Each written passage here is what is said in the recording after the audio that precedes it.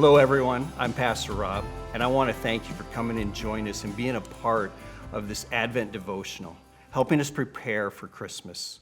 It's all about the first Christmas as we're looking at the different individuals, the different places, and even some of the different elements that were part of that very first Christmas.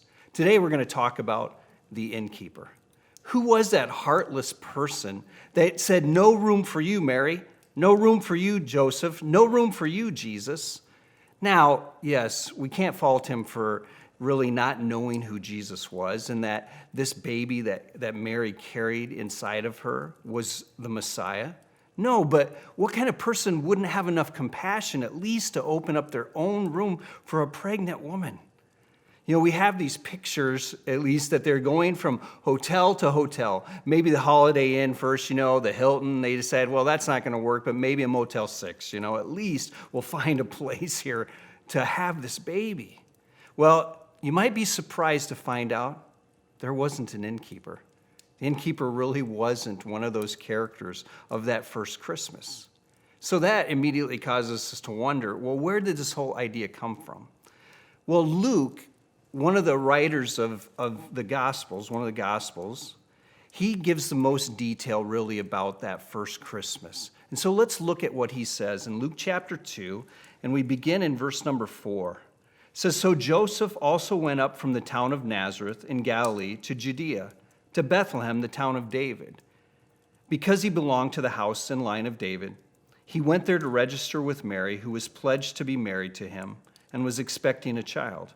While they were there, the time came for the baby to be born, and she gave birth to her firstborn, a son. She wrapped him in cloths and placed him in a manger because there was no guest room available for them." Some versions of the Bible, it does use the word inn, but Luke talks about an actual inn in another parable that he shared. And so he uses a different word here, which, as was translated, guest room. You see, Bethlehem was a very small town, and the likelihood that they had any kind of hotel that we would think of where people would go there and actually rent a room, that was highly unlikely. If they did have such a place, it was probably more like a hostel where people shared a room, or family members opened up a part of their home. But you see, there was such an influx of people moving around at this time because of the census, there actually was no one. So it wasn't just an individual, but no one in this entire town had room for Mary and Joseph, at least not to have a baby and to have that kind of privacy. And so where did they find themselves? Well, at least one individual was able to open up and say, hey, in our place where really no human being should be staying, a place where the animals were kept, a stable of some sort, will be the place that you're able to have this child.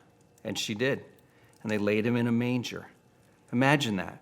An entire town basically saying, we don't have room for you, Jesus.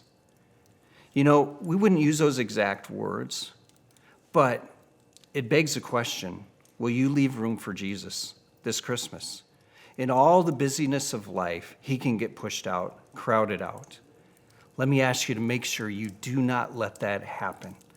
Be intentional right now. Make decisions every single day that you're going to place Jesus first and foremost. He's not going to be an afterthought. He'll be your first thought. Have a Merry Christmas, everyone.